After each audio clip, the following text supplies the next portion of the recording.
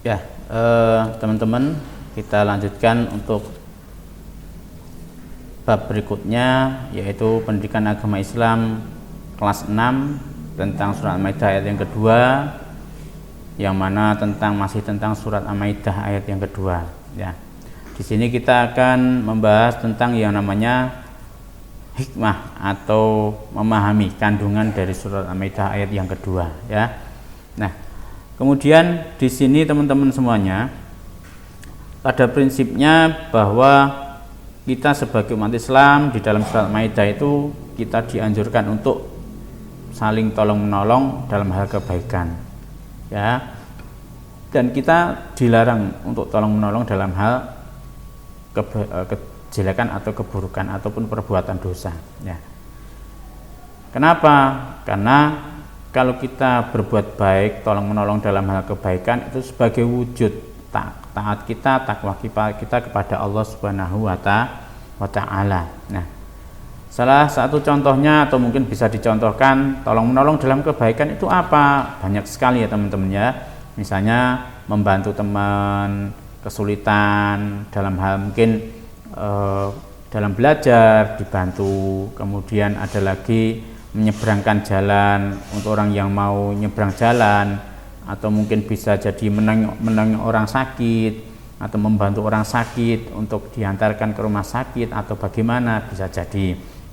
Kemudian ada yang terkena musibah, kita saling tolong menolong, nah itu juga bisa ya. Nah, kemudian ketika kita tolong menolong, kita juga harus perhatikan apakah itu tolong menolong yang baik atau yang jelek. Nah, contoh tolong menolong yang jelek misalnya ya, membantu teman mencontek, misalnya kamu minjami teman buku supaya digunakan untuk mencontek, nah itu nggak boleh. Kemudian membantu menunjukkan harta untuk dicuri, nah itu nggak boleh. Membantu untuk kegiatan merampok atau apa, itu juga nggak boleh. Ataupun juga bisa dikatakan membantu supaya orang itu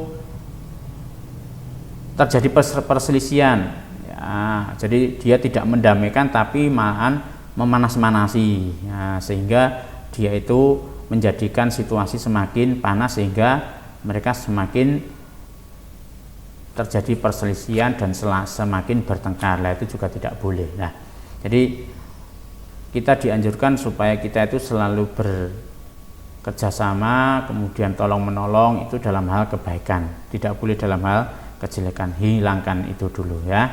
Kemudian sikap saling membantu itu ada manfaatnya ya teman-teman ya. Yang pertama adalah meringankan beban sesama. Nah, jadi ketika kita meringankan beban sesama itu termasuk salah satu manfaat dari tolong menolong dalam hal kebaikan ya. Kemudian yang kedua, manfaat dari kita tolong menolong itu adalah menimbulkan sikap saling menyayangi. Nah, otomatis orang yang ditolong, otomatis dia akan tumbuh rasa sayang. Nggak mungkin orang yang ditolong kok jadi benci, itu juga nggak mungkin ya. Kecuali kalau dia itu ada masalah. Nah, dengan orang itu ditolong malahan benci karena gengsi. Nah, seperti itu. Kemudian yang ketiga adalah memupuk kerukunan. Itu manfaat dari tolong menolong, kerukunan. Kenapa? Orang yang saling tolong menolong otomatis itu dia akan semakin rukun, semakin erat hubungannya antar sesama manusia. Yang selanjutnya adalah mencegah pertikaian. Orang yang saling tolong menolong nggak mungkin dia itu berkelahi, kemudian bertengkar, itu juga nggak mungkin ya.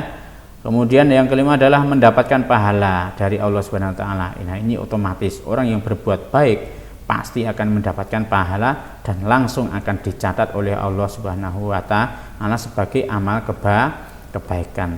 Dan sebaliknya, kalau orang itu berbuat jelek ya, kok dia itu baru rencana, itu belum dicatat oleh Allah ya.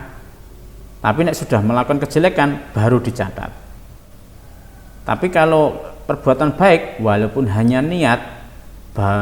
hanya baru niat, itu sudah dicatat sebagai satu kebaikan oleh Allah Subhanahu wa Ta'ala. Itulah hebatnya kita sebagai umat Islam. Ketika kita berencana berbuat baik pun sudah dicatat satu amal kebaikan. Tapi kalau kita berbuat jahat itu akan dicatat kalau sudah melaksanakan. Kalau belum dilaksanakan itu belum akan dicatat oleh Allah sebagai bentuk perbuatan dosa. Ya, begitu teman-teman ya.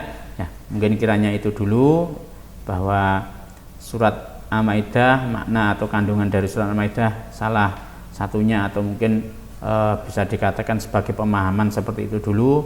Nanti kita lanjutkan lagi untuk materi yang akan datang di lain waktu yang sama nanti ya, di pelajaran daring kita pada kondisi COVID-19 ini. Dan semoga situasi COVID atau wabah ini segera berakhir dan situasi kembali normal lagi seperti dulu lagi. Allahumma amin. Assalamualaikum warahmatullahi wabarakatuh.